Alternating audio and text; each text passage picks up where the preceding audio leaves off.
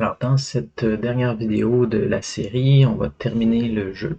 Donc, on va afficher des vies, on va afficher le score, puis quand il n'y a plus de vie, ben, on va redémarrer le jeu. Donc, si je reviens à mon écran. Donc, on a géré les collisions, on a géré les balles, on a la vitesse aussi qui change pour notre balle. Donc, ce qu'on va faire maintenant, c'est on va euh, vérifier si du moment que quand notre balle ici touche le... en fait, c'est pas vrai, on va commencer par afficher le nombre de vies à l'utilisateur. On va aller dans dans nos variables en haut, on devrait avoir le score et le nombre de vies. Ce qu'on peut faire à ce moment-là, on les sont déjà là, on va pouvoir les afficher dans notre UI. Donc, on a besoin d'avoir une fonction pour ça. Afficher score et vie. Puis, on va l'ajouter toujours à notre boucle de jeu.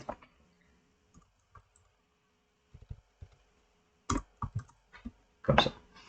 Donc maintenant, ça va s'afficher dans l'UI.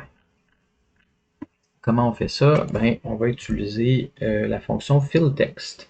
Donc la fonction fillText, elle, ce qu'elle fait au contexte. FillText, ça permet d'ajouter du texte directement dans sur notre canvas. On va commencer par ajouter notre variable, puis on doit indiquer la position à l'endroit où on voudrait notre texte. Donc, par exemple, je pourrais dire 0, 0. Donc, 0, 0, ce que ça va nous donner en haut, si je reviens ici.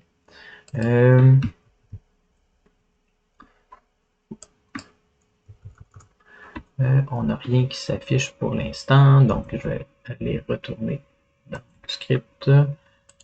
Qu'est-ce qui se passe? En fait, ce qui arrive, c'est que c'est en dehors du jeu, donc je vais mettre 50 parce que là, le bas de la lettre sort du jeu. Fait que vous voyez, j'ai un petit 3 ici qui s'affiche, qui n'est pas super joli, puis pas super visible. Peut-être que 10 va être un peu super. Est-ce que c'est peut-être un peu petit, puis peut-être qu'on devrait donner plus d'informations à notre utilisateur. Donc, comment est-ce que je pourrais faire si je voulais mettre vie 2 points puis mettre le nombre de vies?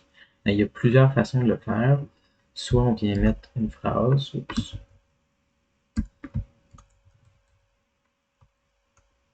Puis on concatène. Concaténer, ça veut dire quoi? Ça veut dire qu'on va fusionner deux phrases ensemble. Donc j'aurai le mot vie, puis ma variable qui, elle, va changer dépendamment si j'ai perdu des vies. Là, vous voyez que là, tout d'un coup, j'ai 3, là, ça va devenir 2. En fait, pas encore parce que je ne l'ai pas fait diminuer, mais normalement, quand je vais perdre des vies, mais ça va devenir 2. En fait, je pourrais mettre vie comme ça. Ça, c'est une manière de faire. La manière, moi, que je privilégie un peu mieux, c'est plus propre parce que le plus, si on avait des espaces, il faudrait ajouter des chaînes vides avec des espaces. Moi, j'aime pas bien ça. Donc, la manière de faire que moi je vous recommande, c'est d'utiliser les backticks. Les backticks, pas deux, juste un seul. C'est comme un accent. Je vais grossir ici. Puis, ça permet d'ajouter des variables à l'intérieur du texte puis gérer les espaces de cette manière-là. C'est l'interpolation de chaîne. Donc, ça, je vais mettre ça dedans. Je peux mettre puis 2 points. Donc, comment on intègre ça? C'est, on va utiliser $accolade, puis à l'intérieur, on peut mettre le nombre de les variables qu'on veut. Puis on fait une nouvelle phrase à l'intérieur de tout ça. C'est plus propre, on a les espaces qui s'ajoutent, j'ai pas besoin de gérer quoi, les plus, etc. C'est plus lisible. Donc moi, si j'étais vous, j'utiliserais cette méthode-là. Ensuite, si je veux grossir mon texte, parce que là, c'est un peu moche, j'aimerais ça grossir ça. Ben, c'est des méthodes du contexte. Je vais utiliser la méthode fonte. Puis la méthode fonte, c'est une propriété en fait, c'est pas une méthode. Puis, je peux mettre une phrase. Puis, je peux dire 20 pixels égale. Puis, je viens indiquer la taille de la police ainsi que la sorte de police. Peut-être à ce moment-là que je vais devoir mettre 24. Parce que sinon, ça va être trop collé du bord du. Fait que là, maintenant, j'ai vie qui s'affiche dans le coin. Puis, je pourrais peut-être y donner un petit 5 pixels qui soit un petit peu décalé. Parfait. Autre chose qu'on pourrait faire, c'est ajouter des polices personnalisées. Donc, comment on ajoute ça, une police personnalisée? Il faut, premièrement, télécharger notre police. Donc là, moi, suis allé chercher nasalisation qui est sur une police plus style jeu vidéo. Puis dans notre CSS, en fait, il faudrait que je mette autre chose que patate. Comme ça. On peut utiliser la règle add fun face, on la met au début pour qu'elle soit disponible après. Puis on vient ensuite dire c'est quoi le nom de la police que j'aimerais utiliser dans mon JavaScript ou dans mon CSS. Puis c'est quoi le chemin vers cette police-là. Donc là en ce moment, je suis ici, je 2 ça fait sortir du dossier. Je m'en vais dans le dossier fonte et je viens chercher ce fichier-là. Le fichier OTF, c'est un fichier OpenType. On a aussi des TTF qui seraient des TrueType. Donc, il faut vraiment mettre le bon format en fonction de la sorte de police. Donc, dépendamment de ce que vous téléchargez. Donc, je reviens ici. Fait que maintenant, au lieu d'avoir Arial, ben, je pourrais mettre ce que j'ai écrit là, ici. Comme ça. Donc, maintenant, j'aurai une plus belle police qui est un petit peu plus stylisée dans mon jeu. Maintenant, si je veux avoir du score, ben ça va être le même principe. Au contexte.fill texte. Là, je vais mettre mes backticks. Score, puis de points dollar accolade n score. Ou en fait, si je voulais, j'aurais pu mettre point si je voulais être en français. Puis là, je veux le mettre complètement à droite. Donc, complètement à droite, j'ai une variable qui me permet de placer ça. Moins, ben là, j'estime peut-être 100 pixels. Puis, j'avais mis 24 en hauteur, comme l'autre ici. Fait qu'il va être sur la même ligne, mais il va être complètement à droite. J'ai mes points ici. Fait que là, j'ai à gauche et à droite mes éléments de cette manière. Autre chose, si je voulais changer la couleur de police, au contexte.fill égal black. Maintenant, mon texte va être noir parce que ça va s'appliquer sur les deux. Puis ça va s'appliquer tant que mon code va pas voir un autre fill style qu'on a mis par exemple au début des briques ou du personnage, etc. Donc on a ces manières. Maintenant, comment on vient changer les points, puis comment on vient changer le nombre de vies.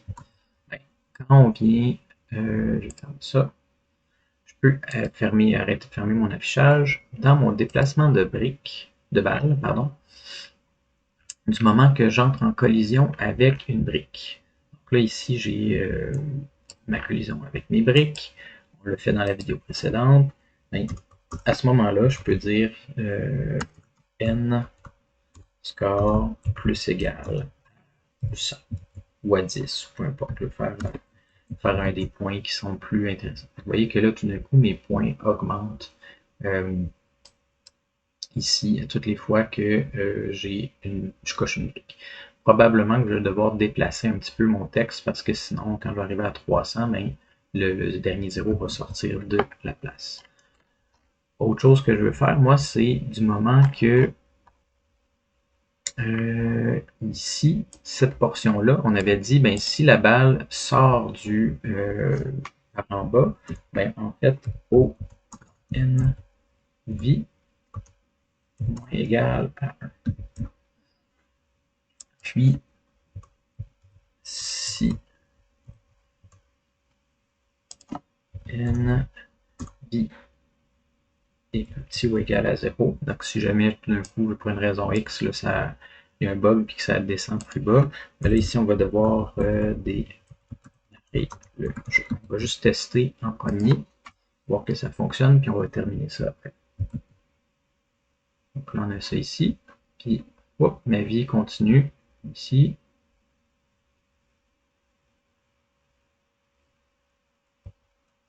Super.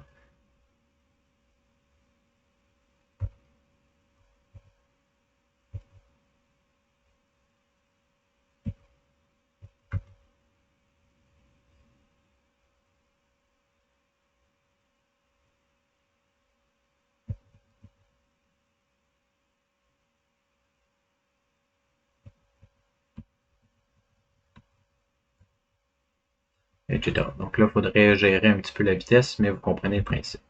Donc, si je veux terminer puis redémarrer mon jeu, bon, première des choses, je vais avoir besoin d'une fonction pour ça.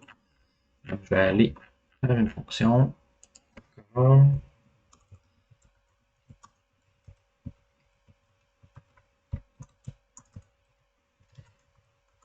ça. Donc, redémarrer le jeu, qu'est-ce que ça va faire? On pourrait remettre les points à 0.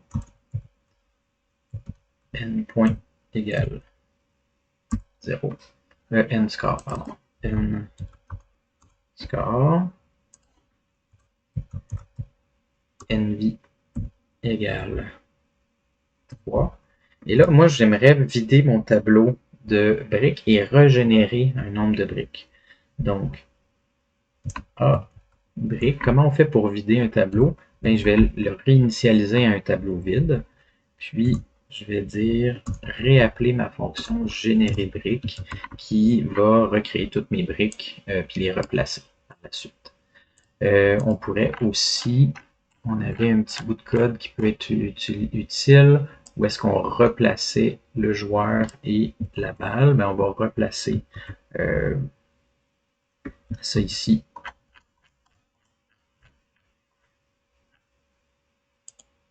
On va replacer la vitesse et la balle de cette manière. Voilà, on va tester ça, on va aller voir qu'est-ce que ça dit. Que je vais m'arranger pour mourir.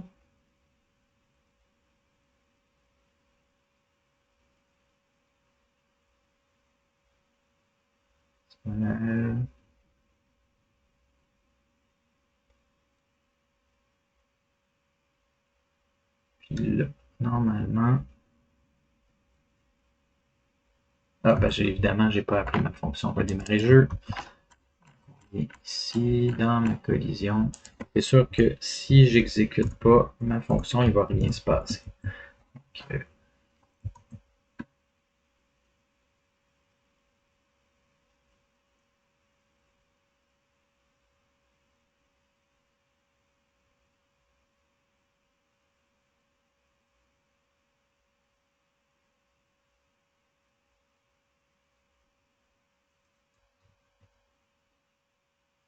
et là, on recommence. Super. Le dernier point qu'on voudrait faire, c'est si j'ai fini de taper toutes les briques, on voudrait redémarrer le jeu aussi. Par exemple, ici, on va réutiliser ça. Je vais réutiliser mon fonction if. Puis, dans mes briques, si jamais je retire toutes mes briques ici, à la toute fin, je dis if a brique point length égale 0. Donc, si j'ai plus rien dans mon tableau de briques, je veux redémarrer. Là, ça va être un petit peu plus long, il va falloir que je vérifie un peu mieux. Ce que je pourrais aussi améliorer ça ici, dans le sens que je pourrais augmenter le nombre de vitesses entre mes... ici, donc je pourrais essayer d'avoir un chiffre aléatoire entre 0 et 5, entre moins 5 et 5. Je pourrais faire ça comme ça. Regardez bien ce que je vais faire, parce que je trouvais que ma balle, elle va pas super vite. Fait que, en faisant ça ici, donc c'est dans ma collision avec une brique, je pourrais dire que ça donne un nombre aléatoire entre moins 5 et 5. Donc, on va tester ça. c'est une autre façon de faire. Puis maintenant, oups, ovale.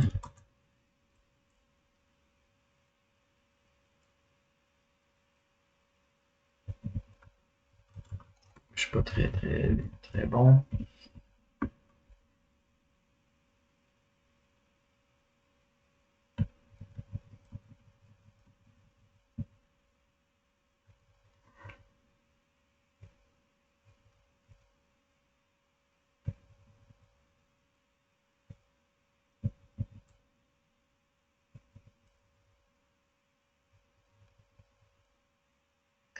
On va y arriver.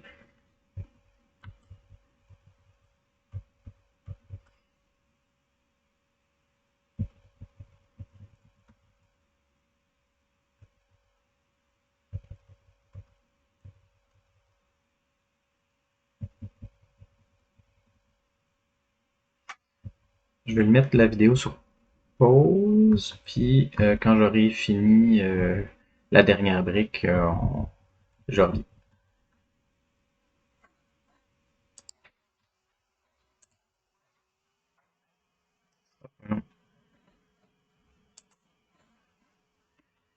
Et voilà.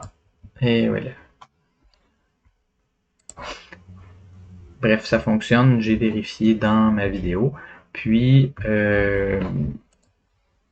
donc ça fait le tour un peu de la capsule vidéo pour terminer cet exercice-là.